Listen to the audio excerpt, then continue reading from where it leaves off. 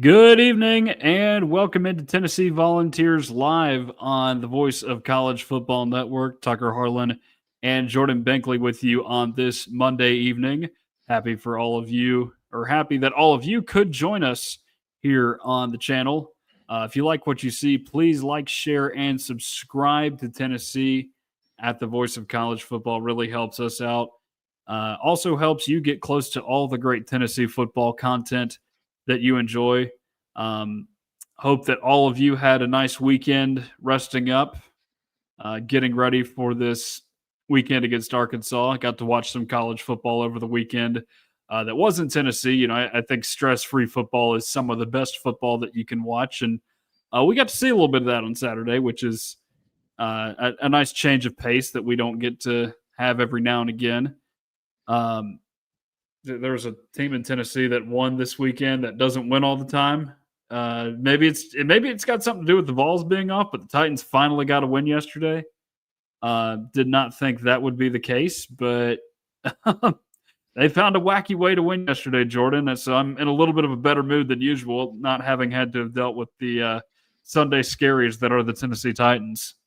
Yeah, I mean, I wasn't keeping up with that game, but I was visiting my grandma while it was going on, and I got to see the game-winning field goal live. But the Titans were apparently down by like 21 points or something like that at one point. So 21-6 was the deficit. They scored a touchdown on a drive that occurred because Arizona had a guy fumble the ball across the end zone.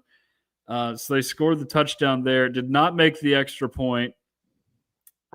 They trying to think.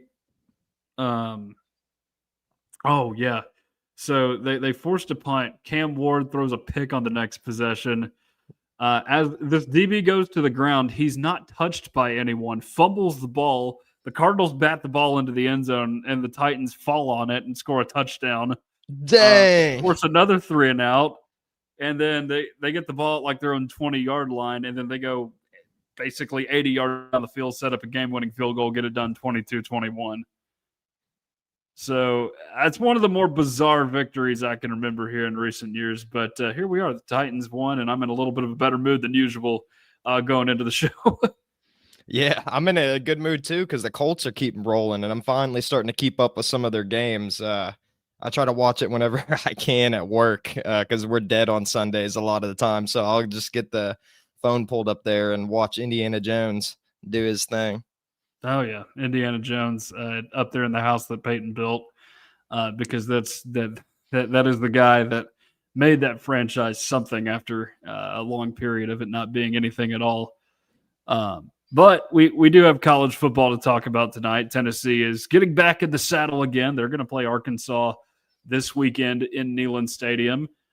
We're all looking forward to that game. We're going to talk about that as we get on into the show. But I did want to start by talking about some of what we saw this past weekend because had some interesting results from teams on Tennessee's schedule, noteworthy results over the course of the weekend. And, this slate did not present itself as a particularly strong one. You only had 2 ranked matchups. You had Alabama playing Vanderbilt, and then you had Miami playing Florida State. The Miami FSU game was a night game, and honestly, 28-22 is a very deceptive score. Miami was dominant for much of that game.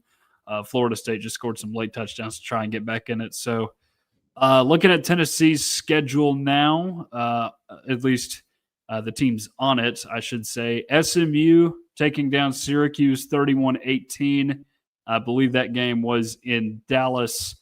Not a lot for me to say about the outcome of this game, just because I think it's proven at this point that Ricky Collins is just not anywhere close to the same guy that Steve Angeli was for that offense. But Jordan, did you see where Jonte Cook's uncle called into a show and said, we're going to start shopping around elsewhere because Ricky Collins is just not it? That wide receiver for Syracuse called into a show and said that. What? Yes, it's crazy. No, I did not see that. That's crazy. I'll post the clip in the chat, but this is seriously one of the craziest things I've seen in a while. Somebody's relative calling in and pretty much saying we don't like it here because this backup quarterback is not it. We're going to start shopping around elsewhere. Well, they didn't come there for the backup quarterback, right? I mean, I guess No. that's kind of that could be their point or whatever. But I mean, I can understand being frustrated. But I mean, like publicly digging the guy on television, that's not a good look. Yeah, it was like some radio show, and he just called in, and it was the uncle, if I'm not mistaken, that did it. But it's like this is where we are in college football now. We're like again, I don't know what his uncle's relationship is with him, but these kids have way too many people in their ears that should not be in there. It's the same problem Nico had. But Jonte Cook, he's been known to be a little bit of a problem with this stuff because going back to his college recruitment, this is the same guy that said, I ain't seen no trophies in like 3 different visits. That reports came out of him saying that. So, yeah, that's probably the most shocking development from that Syracuse SMU game. Again, we don't think Syracuse is going to be anything special now. That schedule is tough the rest of the way for them, but yeah, wide receivers' uncles are bigger divas than the receivers themselves, apparently, is my biggest takeaway from that game. Furman 31, ETSU 22. Bucks are not looking too good up there in the Tri-Cities. Georgia defeating Kentucky 35-14. This game literally went exactly how you would expect. Georgia didn't have to do too much to try and get a win. They had like one bust in coverage early on in that game, but they got whatever they wanted in this game. There were multiple times where they were stuck in 3rd and long, and then they just threw it to the tight end and picked up a nice 10, 20 yards and easily converted the 3rd down. So not too much for Georgia in this game that went wrong. Gunnar Stockton did throw 1 pick, but again, they were well in control of the game at that point. A fun fact about Kentucky, Kendrick Law's touchdown reception in the second half is the first touchdown reception by a Kentucky wide receiver this year. It's all been tight ends and running backs. Dang, that's an interesting stat right there. Especially like in the modern era too, where I mean, I feel like, or at least for college football, haven't been seeing as much of tight ends as like in years past. So that's a pretty interesting stat right there. Yeah, the Tennessee Titans had that same problem, I think, in 2022 for a while, where they just did not have any receivers catching touchdowns. It's happened for prolonged stretches, but it's crazy to think that you still have one of those in college football. So really my analysis for this game, Georgia good, Kentucky bad. Kentucky's clearly the worst team in the SEC. No other way to put it. Looking further in here, Army defeated UAB 31-13. I didn't watch a lick of that game. Moving on down, Tennessee's opponent from last week, Mississippi State, or the last time they played, going down 31-9 at Texas A&M. This game was close pretty much for 2.5 quarters, and then Texas A&M just pulled away. I think, let me look at what I wrote down. So about 300 to 77 rush yard disparity for Mississippi State against Texas A&M. They scored early on in the game, or they kicked a field goal early on in the game, but just weren't able to do that. And unfortunately, man, the injuries are piling up for Mississippi State because you already knew about Will Whitson, the top run stopper for Mississippi State, being out. They suffered a couple more in that Tennessee game. Of course, they had the offensive lineman Albert Reese go out. The safety Isaac Smith is also still out for them, which is a significant injury on the back end of their defense. And worst of all, near the end of the Texas A&M game, I don't know why he's still playing at this point because it's a blowout. Mississippi State's not going to get back into this game, but Fluff Bothwell got carted off the field. So that's 2 teams that Tennessee has beaten this year that are just totally ravaged by injuries right now. I don't know if – because Mississippi State has more of them, but they're not as detrimental to a team as what happened with Steve Angeli at Syracuse blowing out his Achilles. But and again, a win's a win, so there's always that piece to it. But you'd like to see your wins age well and the teams that you beat, recover from the loss that you dealt them early on. And it just doesn't look like either one of those teams has. Well, it's just an unfortunate circumstance, like you mentioned, with all the injuries piling up and everything. And Bothwell, like I didn't know much about him until the Tennessee game, but I mean, he was playing outstanding in that game. So I mean, it's disappointing that he went down with an injury and everything. And I didn't watch like the second half of the game. Like I watched a little bit of the beginning, and Mississippi State seemed like they were keeping it competitive there for a bit, but then I ended up checking my phone later on and then seeing the final score and just wondering what happened. But I'm not surprised that injuries are still becoming a problem for them because I mean it's affected them this entire season. Yeah. Yeah. So another one of those night games that was not super competitive in all honesty. But you got to see that game at night. Mississippi State takes a tough loss on the chin. One of the bigger games of the day, in fact, it's where College Game Day was. You had Alabama playing Vanderbilt. I will admit my attention was a little bit divided when watching that game because I had a quad box going, and I don't regret that, by the way, because we'll talk about it later. But you had some great games in that afternoon slate. Alabama ends up winning the game 30-14. I don't know what happened to Alabama at Florida State, why they lost focus in that game so much. But Ty Simpson is playing some really good football right now. I got to admit, he didn't make some great decisions in the Florida State game, but he didn't turn the ball over at all. Matter of fact, his first interception of the season was in that game against Vanderbilt pretty early on. But you come out and you do a good job in the second half, Alabama that is, and just putting your foot on the gas. They didn't score a ton of touchdowns in the second half. I know they scored the one late in the game to make it 30-14, which really effectively put the game out of reach. It was already out of reach at that point, but they did it there, and so good win for Alabama, especially after having won a game the week prior against Georgia. You don't get too hungover from a win like that, and you come out and you do your job the next week. Yeah, that game, I mean, it was a lot closer than what the final score indicated on there. I mean, Vanderbilt played well for most of the game. But I had a lot of mixed emotions of this game because part of me wanted to see Vanderbilt win because I knew they would be excited, talking a lot of crap, and Tennessee had potential to ruin their season a little bit, which would have been fun.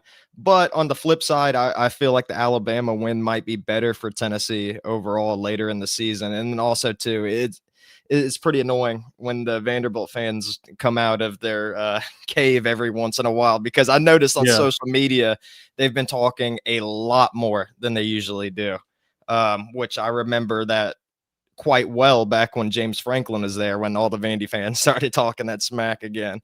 Yes, the 30 of them in their Belmead mansions, Jordan. Yeah, and it's funny because no one, like I remember being in school as a kid, no one ever claimed Vanderbilt until James Franklin started winning them 9 games, and all of a sudden everybody was a Vanderbilt fan, had an opinion on what Tennessee was doing. See, here's the thing. None of those people were Vanderbilt fans. They're just Tennessee haters. That's what Vanderbilt fans are. They don't even like Vanderbilt for the most part.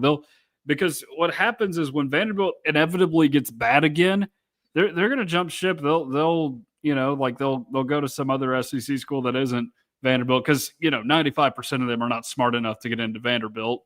I'm not either, but I'm also not a Vandy fan, so I don't have that problem. But I think this game, if anything, taught Vanderbilt a pretty valuable lesson because it's because of where this program has been historically. They just don't have the they don't have the success historically for other teams to put a target on their back. They're not used to somebody being as motivated to come out and beat them the way they have been here recently with Clark Lea, and it's just like you come out, you're like they're going to write us all off. That's what they're going to do every week, and that's what Vandy's been living off of for a while. But see, the thing is, when you got a team like Bama who's been upset for a while, you've heard Diego Pavia talk all that smack off season, and you get him at home, and it's just like we want to come out and hammer this guy. Like I've never seen Alabama so motivated to come out or have as much motivation to come out and curb stomp somebody like that. in a long time, honestly. And with that being said, I mean, it was like, I mean, it was competitive at parts during the game, and like the score was close at some point, and like with Alabama going as aggressive as they did, and still like, I mean, I know the final score was 30-14, but I mean, it could have been a lot closer than that. I mean, it's got to give Tennessee fans some more confidence. I mean, because Tennessee's going to have to turn around and go to Tuscaloosa here soon too, and I mean, if Vanderbilt can keep it competitive there, even with all the smack they've talked throughout the offseason and during the season, you'd like to think that Tennessee can put up a better fight than Vanderbilt did against Alabama at the very least. Yeah. So good win for the Tide. They go to Missouri next week, which that could be interesting. Honestly, Mizzou's playing some good football to start the season. So looking on down the schedule here, Oklahoma 44, Kent State 0. No John Mateer in that game, but no problem, obviously. You got New Mexico State beating Sam Houston 37-10. It's this column getting on my phone. It says potential fraud. Oh, wait, that's Texas. 29-21 loss to Florida in the swamp. You can't go to UT and be named Manning and win in the swamp. It's a law of nature. You can't do it. I'll tell you, man, I may have strong disdain against Florida, and most of the time I'm cheering against them. But I mean, when it came to this Texas game, I mean, I don't want any team to walk in the SEC and think that they can dominate and think that they can replicate what they've done in the past in the SEC as easy as they did in the Big 12. So I will say I was cheering for the Gators that night, and it was nice seeing them handle Texas. And then, you know, like Arch Manning, man, I wonder where this hype's going to end up going, because I feel like people are starting to lose faith in him, and I don't blame them, to be honest. But yeah, I mean, I don't think this is the season that Texas fans expected at all. And I think I saw online that 3 out of the 4 preseason, 3 out of the top 4 in the AP poll preseason top 25, they're no longer in it anymore. Texas, Penn State, and I think Clemson. And it's interesting to see all 3 of them out, because, you know, usually they're in there. Yeah, Clemson did get a big win over Chapel Bill this week. We don't have any reason to discuss him on this show, but that situation is bad there in Chapel Hill. It's unbelievable. But Florida beating Texas 29-21. They were up basically the entire game. DJ Lagway looked somewhat decent in this game for Florida, which is kind of bizarre. He did have one of his best receivers back in Dallas Wilson, who went for over 100 yards and 2 touchdowns in this game. Jaden Baugh, also very nice game on the ground for Florida, going for, I believe, 107 total on the ground. They dominated the line of scrimmage in this game. I don't think they gave up a sack, while they sacked Arch Manning 6 times. And I mean, watching Arch Manning throw, it's like, what are those mechanics? I am not usually one to call out anybody else's throwing mechanics, because I don't notice them if they're good, honestly. But when Arch throws it, it's like his waist rotates, but his feet don't move. If that makes any sense, it's really, really bizarre, and yet it doesn't work a lot of the time. He's missing a lot of open men down the field.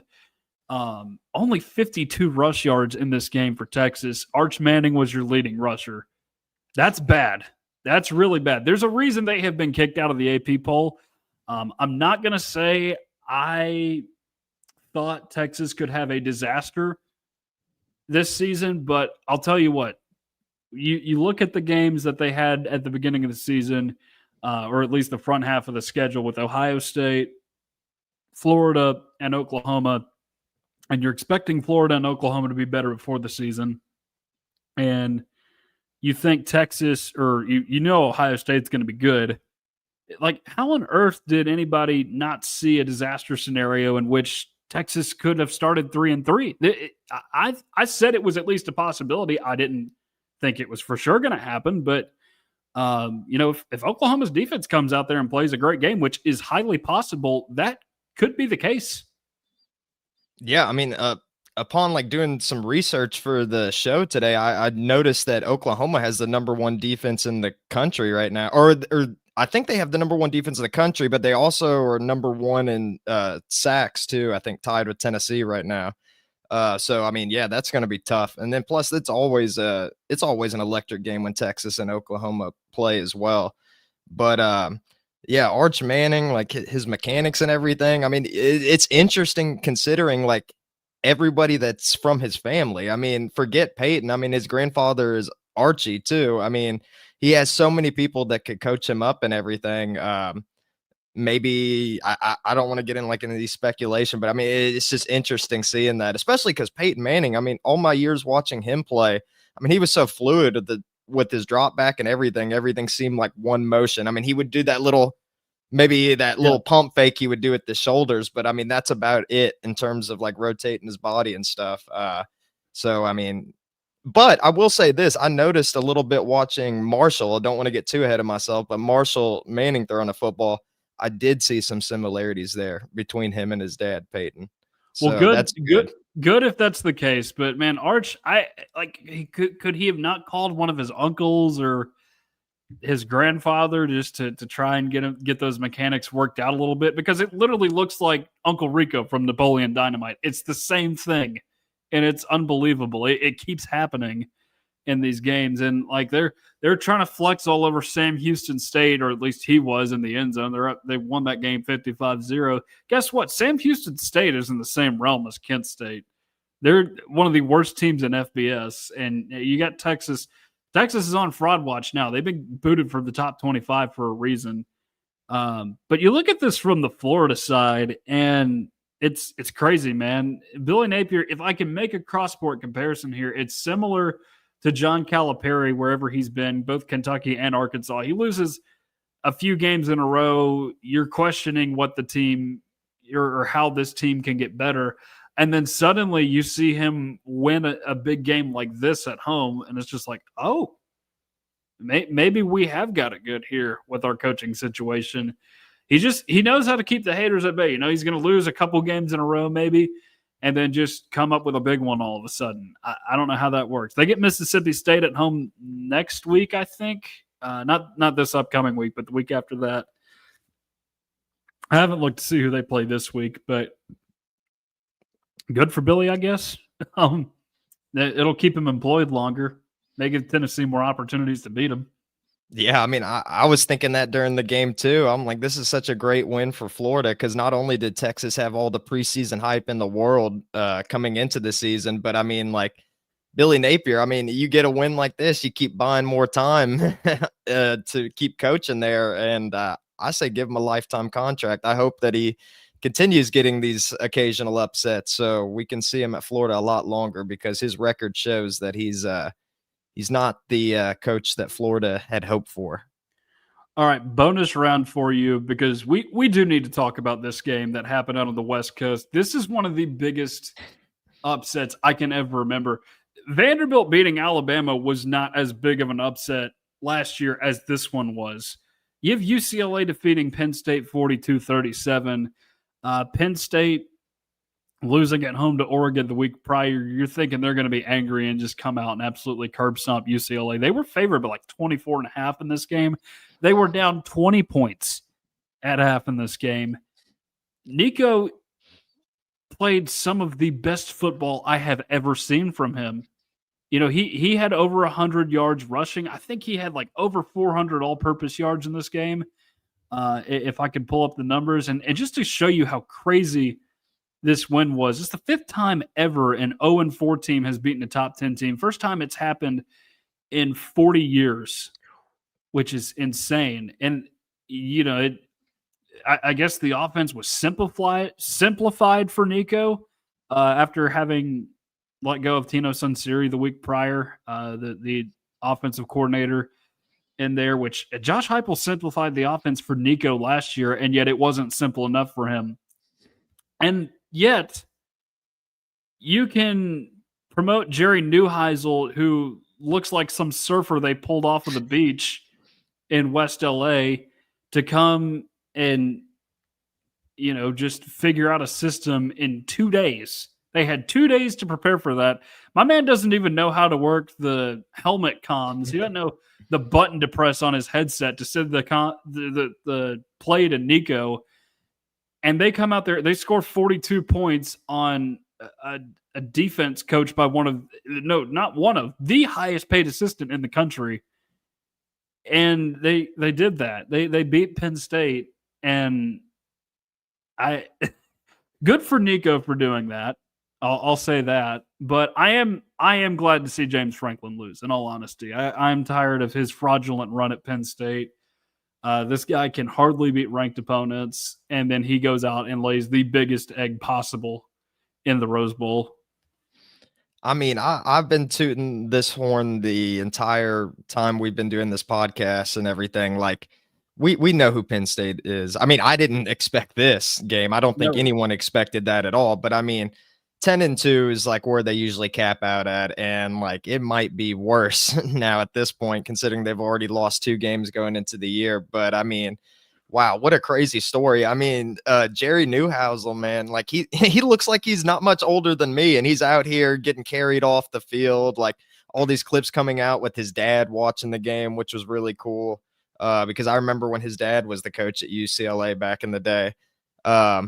But yeah, I mean, like, I don't think anyone was expecting this, but I mean, good for Nico. I mean, we're critical of him a lot. I mean, because of the things that happened in the offseason, but I mean, he played a phenomenal game. I mean, even at almost 71 completion percentage here and no interceptions.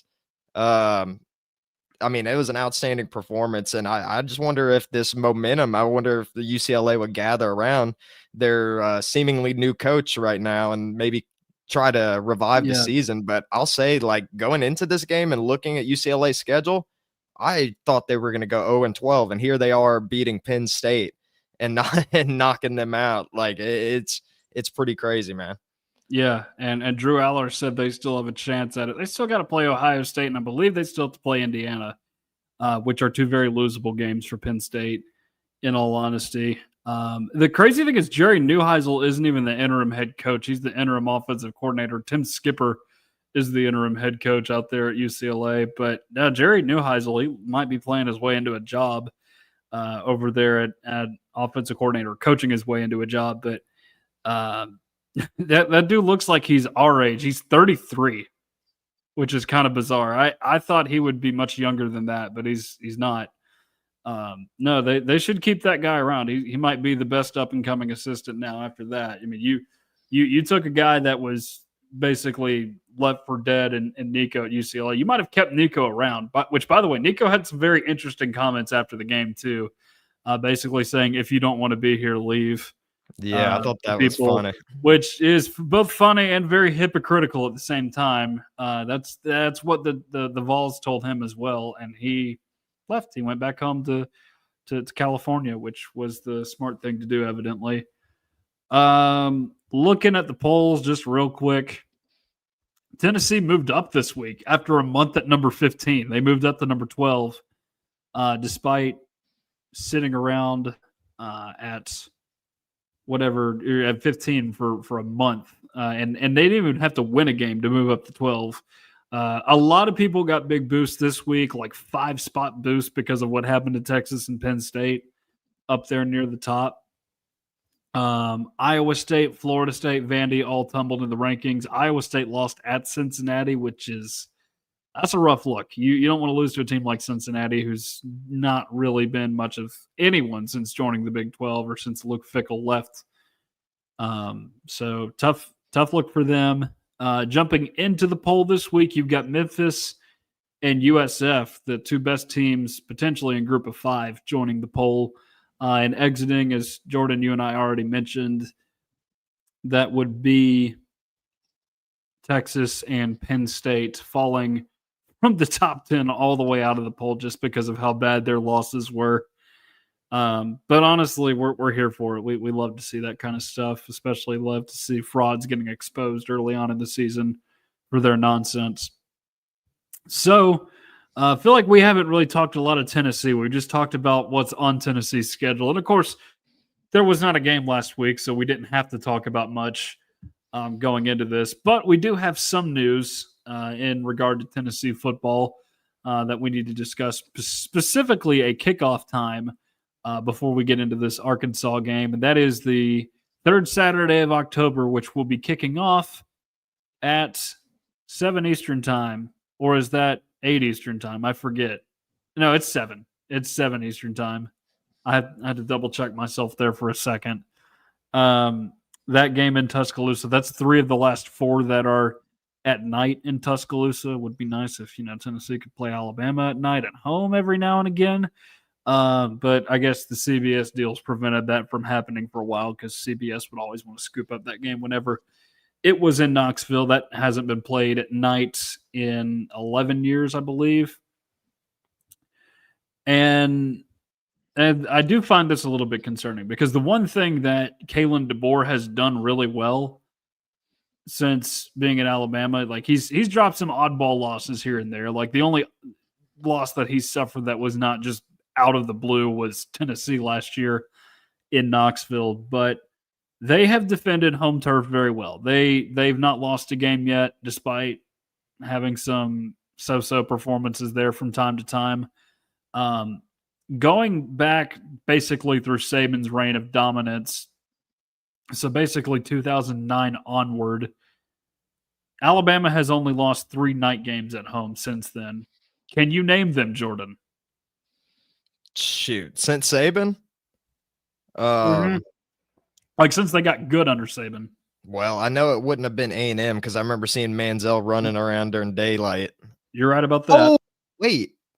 But no, you're saying in Tuscaloosa. Night games in Tuscaloosa. Okay, so it couldn't be the kick 6 either. Nope. Shoot, man. I can't for the life of me think. There's one that's pretty well known.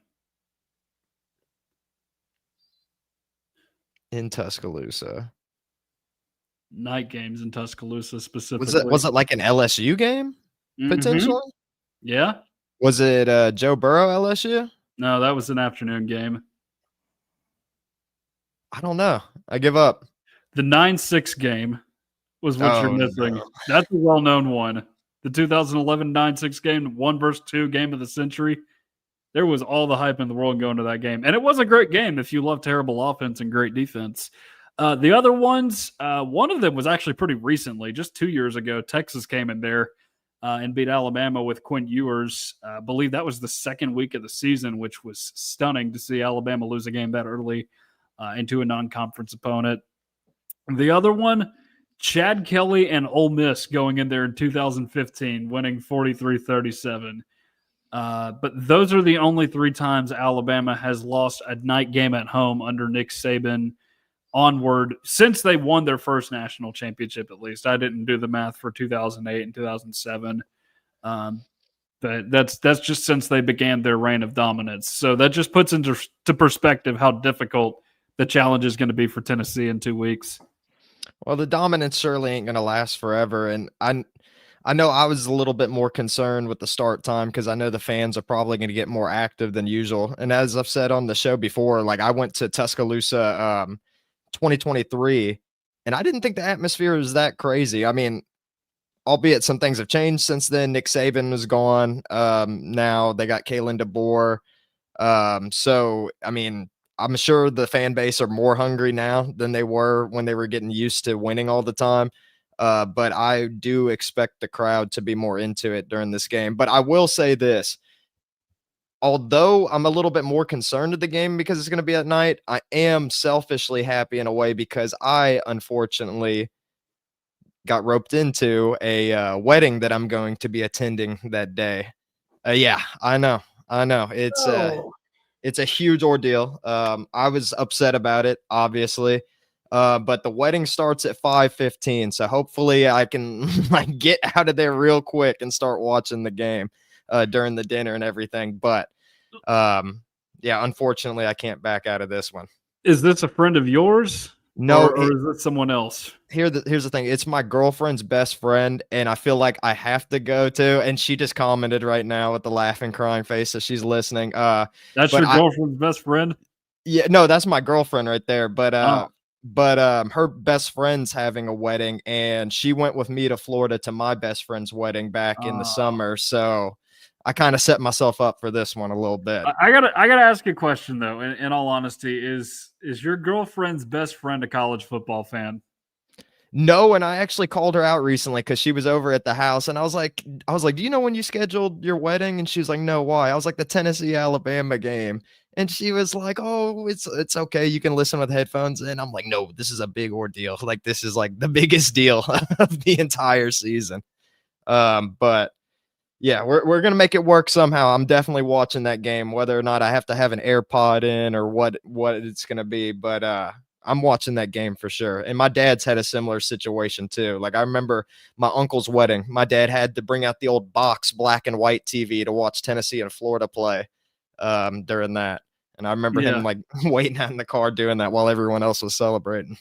Note to any couples who are engaged with football fan friends, bye weeks and Labor Day are hardly allowable for those people to make it to weddings.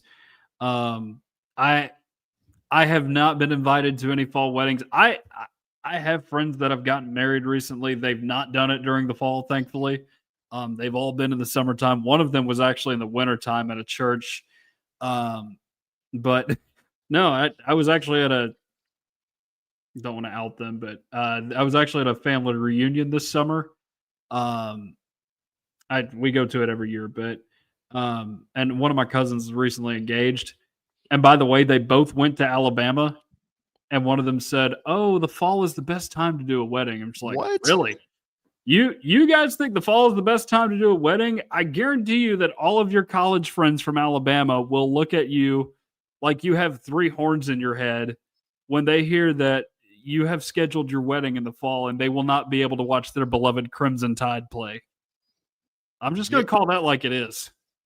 Yeah, I mean, that's pretty wild, especially from Alabama too. I mean, I guess you get comfortable winning that you can skip out on some every once in a while, but yeah, I'm not happy. I'm not happy about the timing of the wedding, everything. Congratulations to Rachel and Keaton whenever it happens. But yeah, I wish you guys would have scheduled a summer wedding instead, There are or eight at least other New months. Mexico State. Yeah, there are like seven other months of the year that you can schedule it, and they only want to go within the 5 month radius that you get to watch college football. Like this whole idea of fall weddings, it's a foreign concept to me. Honestly, it's a foreign concept to any of us in the sports media landscape. Um, I just never have understood the point of them. But I don't want to dwell on that for too long. I'm happy for your girlfriend's best friend, but ooh, I would hope my friends know better than to do that. In all honesty, Well, at least I got the permission that I can have the headphones in. She said that that's fine. She understands that part. And I'm like, Listen to okay, Mike good. Keith on your transistor radio if you have one of those things, if absolutely necessary. But other games going on the third Saturday of October. I think it was just this game and Ole Miss Georgia competing for that night game slot. And the networks obviously know that Bama Tennessee is going to get more eyeballs just because of its traditional significance and the fact that it's a rivalry more than Ole Miss and Georgia. That's just how that was going to work. So not too surprising it's there. I believe it's either Oklahoma, South Carolina, or LSU Vandy that will be in the noon ABC slot. One of those games is going to be on either ESPN or SEC Network. It's just going to depend on what happens the week before. So that's all I've got on scheduling for that week.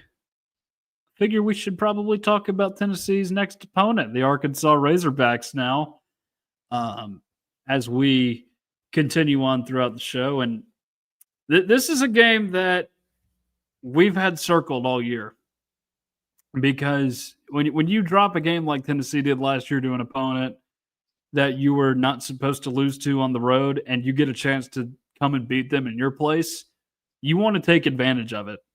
You really want to take advantage of it. And I remember because I was following the team around, covering the team in 2023. I was in the Neyland Stadium press box for the South Carolina game. The coaches, they were ecstatic at the end of the game, to say the least. There were multiple "let's effing goes" dropped as they were running to the elevator to go down to the field in the press box, which was something that's not surprising honestly. Those guys have been upset by the loss to South Carolina all year long. They've been stewing about it. You come out and you beat them by 3 touchdowns. I expect Tennessee to feel similarly to the way they did that night this weekend. Yeah, I mean, Tennessee better be able to go out there and punch Arkansas in the mouth after what happened last season. And I mean, it's just going to have to happen. I just hope that the fan base will still be loud and rowdy for the game. I mean, considering like some of the pressure's been taken off with Sam Pittman getting fired and everything, and Arkansas, I mean, that total beatdown that they suffered to Notre Dame, 56-13. I mean, I think that's made a lot of people more comfortable going into the game, but hopefully that doesn't diminish the crowd noise, because I want that place to be rocking. I want to see them fumbling every single snap. I want them to have delay of games left and right. I want Tennessee to run up the score in Arkansas to get their revenge for last season. And Tennessee has lost their four straight against Arkansas. Haven't won since 2007. So it's about time Tennessee gets the job done, because as you mentioned, like last week, I think it was last week on the podcast, I mean, Arkansas has been like Florida West for Tennessee as of late, and it's about time Tennessee changes that around.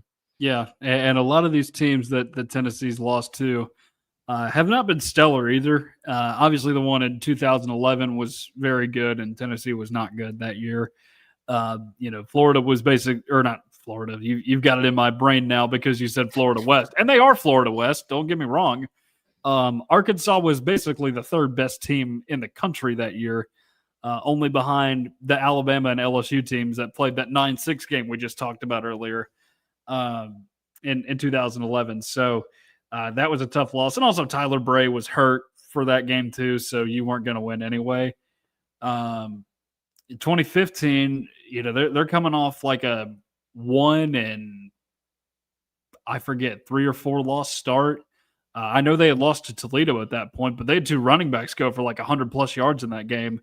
Alex Collins, rest in peace, and Raleigh Williams was the other one that ran all over Tennessee. 2020 was the game where Fulmer was going to coach the offensive line. And we got our first taste of Harrison Bailey in that game. I think Tennessee was up at halftime, and then Treylon Burks, who I despise for a multitude of reasons, tore Tennessee apart in that second half. That game is not why I despise him. I more despise him because of the idiot general manager that the Titans had at the time, who, by the way, was trolling the Titans this past weekend. But no, we do not like Treylon Burks in Titans country. And I certainly did not like him that night either. So you had that loss. And then this past year, Nico at quarterback. And he was in an offense he was not comfortable with and did not look good in that game whatsoever. They end up going down 19-14, and he ran out of bounds. He ran out of bounds on 4th down. You got to throw the ball there. You have to know better than to run out of bounds as the clock is winding down and the game is about to end. You just can't have that happen.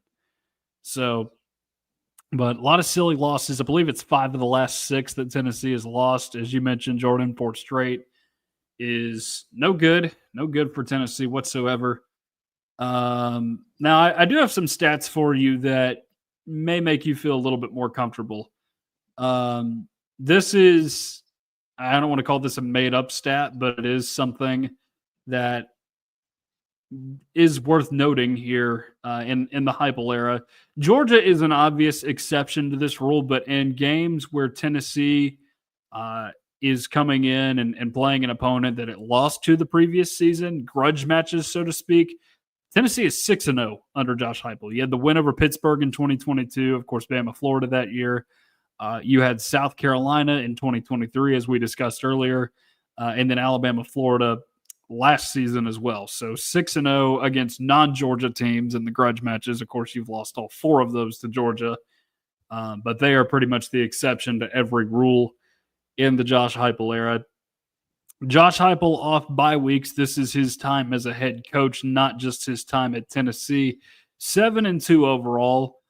2 losses were to Memphis in 2020, and then, of course, Arkansas last season, which does bear noting just because Tennessee is playing Arkansas this week. But overall, no, he does a good job. He's got a couple wins over Kentucky, beat them in 2021, beat them last year as well. I know it wasn't a spectacular game for Tennessee last year, but they did get the win over Kentucky. Most notably, the win over LSU in 2022. You go on just a total war march down there in Baton Rouge, take over the stadium. You recover the kickoff, the opening kickoff, and go up early in that game, get it done 40-13. And then the other one, 2023, you get it done 20-13 at home against Texas A&M. So Josh Heupel, very good in grudge matches, and very good out of the bye weeks. And very good at home too. Like Josh Heupel's lost 3 or 4 home games in the past 3 seasons or something like that. I mean, he hasn't lost much at home at all. So that's going to be a positive for the game too. And it's starting to look like Jermon McCoy's not going to be back, but I don't really think that that's going to be a huge issue in the game. Because looking at Arkansas statistically, they're struggling in some important categories. They're 113th in passing yards allowed, which honestly, Tennessee's not too great in that department either. They're actually 115th. But Tennessee does have a quicker offense and everything and whatnot. But they're also 117th in total defense and 52 in sacks. So their defense is not really that great. And then since they've out of the 3 Power 4 opponents that they've played this year, they've given up an average of 371 passing yards per game. And I think they gave up 430 or something like that against Notre Dame. So if things go right for Tennessee, I mean, Joey Aguilar could have a field day and Chris Brazzell could go crazy. Jordan, they gave up 400 plus in the first half of that Notre Dame game. 641, I believe, total for the game, which is unbelievably bad.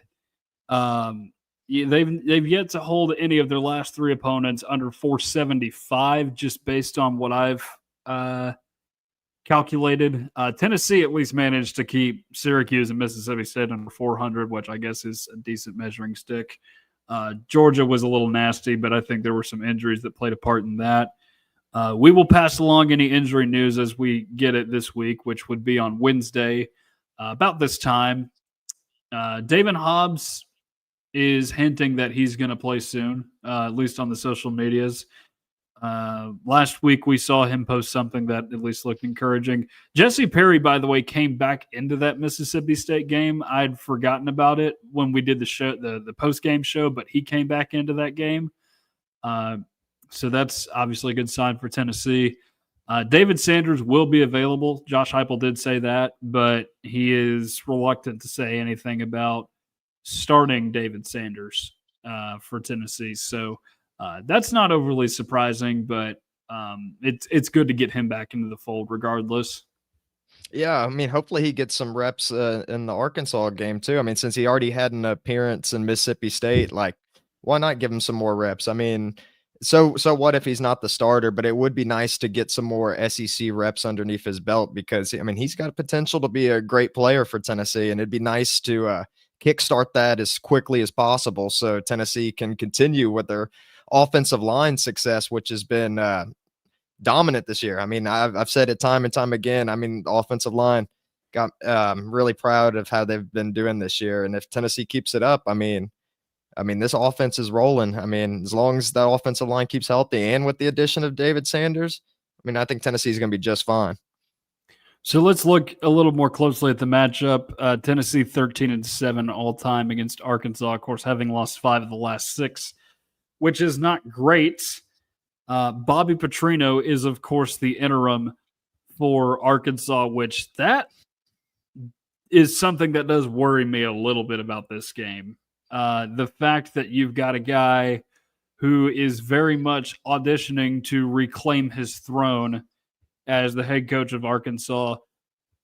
Their best season since the whole motorcycle thing happened was an 8-win season that ended with a victory against James Franklin Penn State in what was, I believe, the last ever Outback Bowl before they renamed it to the ReliaQuest Bowl in 2021. So finished ultimately 9-4 that year. Bobby Petrino's last season was their last 10-win season. They've they've topped out at 8 wins in the regular season since then. So that's a guy that they miss, and you know he wants that spot bad. You know, that's a guy that loves Arkansas football, and it was sad for the fans and that entire state to see him go in 2011 the way he did, but it's something that had to happen back then, and it just spiraled that program into darkness for a little bit. And you got to believe he's motivated to come out and try and win the game. Although I will say this, he is 0-2 when coming to Neyland Stadium as a coach. He's not always been a head coach, but in one case he was. Jordan, do you know the games in which I'm referring to? They're both within the last 15 years. I think we might have talked about one last week, and I know for sure I've already mentioned one during this show. Honestly, no. So 2013 Western Kentucky. Tennessee won that game 52-20. That was Butch's, I believe, second game at Tennessee. And then that Texas A&M game that I mentioned earlier. Tennessee winning 20-13 in 2023. He was Jimbo Fisher's last offensive coordinator in Aggie land. And I think that was a situation where he was Bobby Petrino calling Jimbo Fisher's plays rather than Bobby Petrino calling Bobby Petrino's plays. Bobby Petrino calling Bobby Petrino's plays is much better. We'll just put it that way. Yeah, I mean, I just wonder. I haven't kept up with him as much since he was Arkansas's head coach, but I mean, I wonder if he still got it in him. I mean, because we've seen some of these other coaches that were pretty successful back in the day not be able to keep up with the times. And like the most notable one I'm thinking of is Les Miles when he ended up having his little stint with Kansas. I mean, because he was really good coach with LSU, and then things changed. And then we've had some other coaches recently too, like Mike Gundy, who had success back in the day, and now, I mean, we've seen everything that's like happened to him. But when he was the head coach at Arkansas, I mean, he did have some good teams. Like I remember it may have been that year in 2011. But they were like stacked on offense. Like I think 3 of the receivers are like close to the top in the SEC, like Joe Adams and them. And then they also had like Niall Davis around those times too, and he was really good. Niall Davis was there in 2010, 11, and I think 12, but he missed the 11 season. I want to say Dennis Johnson was the running back that year. He had Ryan Mallett and Tyler Wilson on those teams. And Ryan Mallett was good. Tyler Wilson, very underappreciated SEC quarterback. Ryan Mallett was basically Arkansas Joe Milton. Although, I don't know, because I don't know if he was the same size as Joe. He's bigger or taller, at least. Yeah, I want to say Matt Jones, the former Arkansas quarterback, is a little bit more comparable to Joe Milton. Another guy. Man, they have some of the biggest skill players every single year. It's crazy. And it's the same case this year with Taylon Green. He's 6'6", and yet he can fly down the field. And then you look at their running backs on this team as well. Mike Washington, I thought Mike Washington was a little guy just because he was standing next to Taylon Green. I look up his height and weight, 6'2", 225 at running back. That is a bruiser of a running back. You just win against Fluff Bothwell, who's, kind of a bowling ball, but, he's that big. And their backup running back, Braylon Russell, he's about 6'2", 245 back there. I mean, that's like fullback size. I don't know how it happens every single year, but they've just got these offensive bruisers in the backfield, and not that much of a case at wide receiver, fortunately for Tennessee. But Omega Blake is still going about 6'2", 200 as well, so he's a tall, rangy wide receiver that you're going to have to keep up with. Yeah, I mean. Shoot, I'm losing my train of thought right now. I forgot what I was gonna say. You totally lost it? Yeah, I totally lost it. Oh man. So looking into what we can expect from Arkansas in this game offensively, I don't think much is going to change on offense because they do have an interim play caller, I think, but it's still very much Bobby Petrino's offense. You're going to see a lot of RPOs, probably a lot of quarterback runs in this game as well. But I'll be honest, and this is weird. Like, we expected Taylon Green to try and hurt Tennessee with his legs last year. It was not at all with his legs last year. It was him and Andrew Armstrong hooking up in the passing game. Just some unbelievable catches from Andrew Armstrong in that game last year. He is not there anymore, thankfully, for Tennessee, because it felt like Jermont McCoy was blanketed all over him, and he still made some incredible catches in that game. Yeah, I mean, I think their passing attack, their Taylon Green's number 4 in the SEC in passing right now and in rushing. And like you said, he didn't run as much last season, but that's definitely something Tennessee's going to have to keep an eye on for this game, because I think the run game is going to be important for Arkansas trying to get this win, because I don't know if they can go blow for blow at Tennessee in the passing attack. Like, I know that Taylon Green's been doing good throwing the football, and I know their offense statistically has been well, but I think Tennessee's offense is better, and if it gets into a shootout game, then I don't know if Arkansas is going to be able to match up with Tennessee. So I think they'll have to burn clock and have to get the run active. And it starts at Taylon Green, but I guess we'll see what their playbook looks like this weekend. But I feel like Arkansas is going to have to establish the run to beat Tennessee. Yeah, and I think they're very capable of doing so. And that's one thing that I just think offensively, Tennessee could really get hurt by Arkansas in this game if you're not staying disciplined against the run. And I know they're going to try and expose that just because Tennessee is a little thin in the interior of the defensive line. But it is good to have Jackson Moy back. I'll say that much. So, but no, the offense will be good for Arkansas probably, or at least be competent for Arkansas.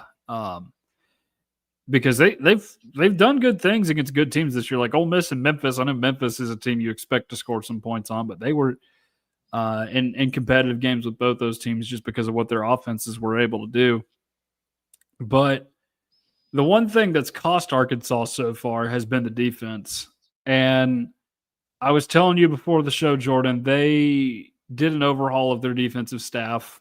They fired defensive coordinator Travis Williams as co-defensive coordinator and his defensive line coach. So 3 guys canned by Bobby Petrino after Sam Pittman had been canned by Arkansas. And I went back and watched pretty much all 3 of their games, or at least highlights of all 3 games today that they lost to Ole Miss, Notre Dame, and Memphis.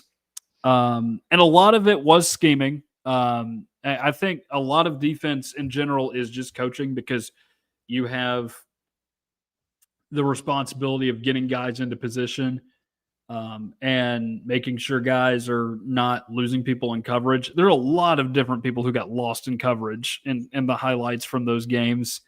And not just even in the highlights, you're losing all kinds of men down the field. Like you look like you got a corner that's trying to engage with the tight end. He just looks, tight end slips behind him. I don't know if it's a zone thing, and that's what it is, and it's not your assignment technically, but the safety is too slow to get up there, and 20 yards later, the guy's got a first down. That's essentially what some of it was. But I am going to show you guys a couple things that I noticed in just from what I was watching earlier. If I can share my screen, if not, we'll pivot a little bit. But this is. It's a little crazy how elementary some of this stuff is that they have not been able to accomplish the first few weeks of the season. All right. So if I can get to my correct timestamp here, I've got like 4 million tabs open. All right. So let's go all the way back to the 4:48 mark in this highlight reel from the Memphis game. I'm sorry if we get an ad pop up here, but this is just stuff they teach you in youth league football, if we're being honest. All right, so we're gonna hit play here. This is okay. My computer is lagging big time. I don't know if we're gonna be able to pull this off. Is it lagging as much on there as it's lagging on my computer? A little bit. The frame rate's a little iffy. Oh dear, this is not going to work, is it? Try ahead and play again. See what it looks like. I just hit play. Oh, I'm seeing a spinning wheel on my end. All right. So you're going to see this guy drift over. He's going to score a touchdown. But watch the replay. If it'll speed up. My computer's acting like it's about to explode. All right. This is a vain effort. I'm sorry, guys. That did not work how I thought it was going to. I'm really sorry. Okay. So I was watching that. So on that play, the quarterback is going to score a touchdown for Memphis. And this guy is not a particularly fast quarterback either. He's tall, so he's a bit of a long strider, but it's not like he's super athletic. He likes to use his legs, but again, not super fast. So what happens is the linebacker leads in with his shoulder into the guy on the play. You can go back and watch this in the highlights if you can find it. It's about 4:48 in. He leans into the quarterback with his shoulder as he's at the 1 yard line. That's elementary school stuff. That is what they teach you in Brentwood Blaze and Franklin Cowboys, what not to do when tackling somebody. And that's what they're doing out there at Arkansas. So they're doing that. It's arm tackle city out there for some of these guys and the linebackers. I mean, the same guy did the same thing on the play that ended up costing them the game, or one of the plays that ended up costing them the game, the long touchdown run by the Memphis running back. And then the Notre Dame game was just unbelievable how unglued they became there in the end. It was, I think, 28-13 in the final 2 minutes. They ended up going a half up 42-13. I think the last touchdown of the half, they were they threw a screen pass, and the running back is surrounded by 7 Arkansas defenders. None of them tackle him. How does that happen? Yeah, that's 7 of your 11 guys on defense that are surrounding a running back. How do you let that happen? It makes no sense. Well, that's definitely a positive sign for Tennessee. I mean, if they're trying to arm tackle during all these games, then I mean, I bet you Star Thomas and Deshaun Bishop go crazy if Tennessee gives them the ball. I mean, especially Bishop too. I mean, he's going to run right through those arm tackles. It could be rough. Yeah, and I'm not saying Tennessee doesn't have some of those same problems on the defensive end, and it is a little tricky to be critical of what you've seen from Arkansas schematically, just through these first 5 weeks of the season, because you've had a defensive staff overhaul. You could see some new schemes. Watch Bobby Petrino's press conference just to see if there was anything of note, and he pretty much verbatim said, we don't want to let our opponents know anything that we're doing on the defensive end. So would imagine we're going to see some different things there. I believe Chris Wilson is the interim DC for Arkansas.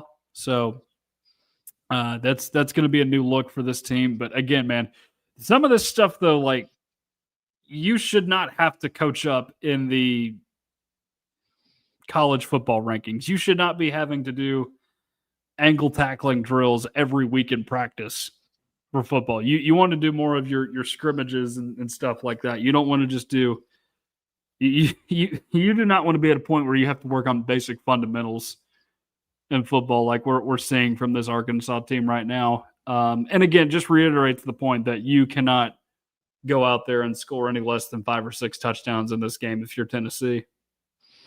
Yeah, I mean, they especially need to fix that arm tackling too, considering all these players are getting like paid now too, and you want those guys to be able to wrap up. And it was a former coach. I'm pretty sure it is John Gruden, but I'm not 100% sure. I think he was saying like some of the problems that we see with tackling in modern football is because there's not the same amount of padded practices as they used to be. A lot of times these teams are like in uppers doing like individual drills and like skill things, stuff like that.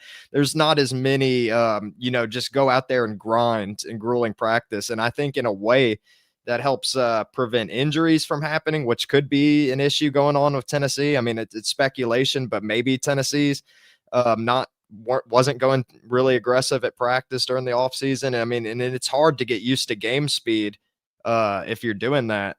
So maybe that's the case. I don't know, but But Arkansas is going to have to get that fixed for sure. And I mean, like Tennessee has their own issues. Like, don't get me wrong, but at least Tennessee's got an elite pass rush on defense.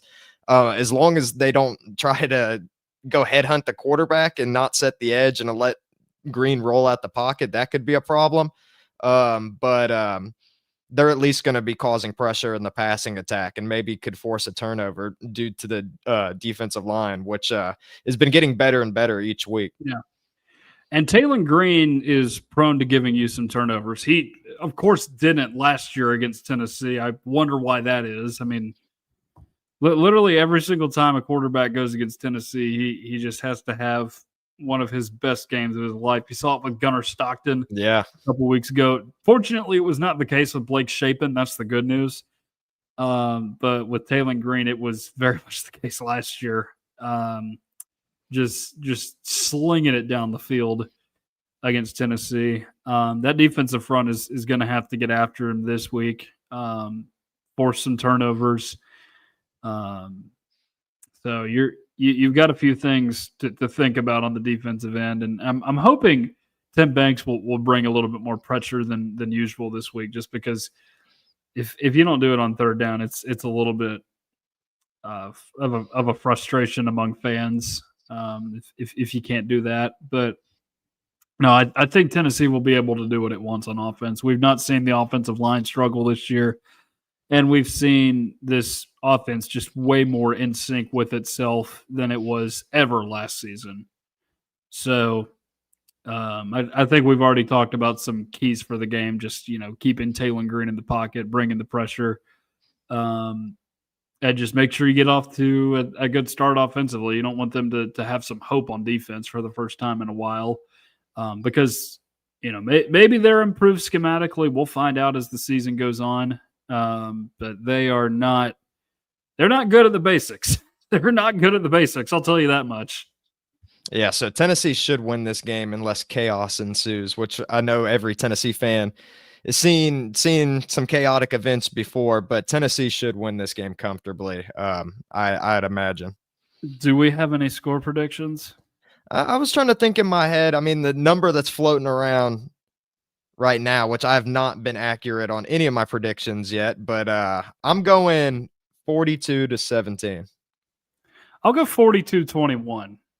This game is a 13-point lean just about for Tennessee right now. I think it was at 12.5 earlier, which is actually about what Tennessee was favored by last year going into Fayetteville.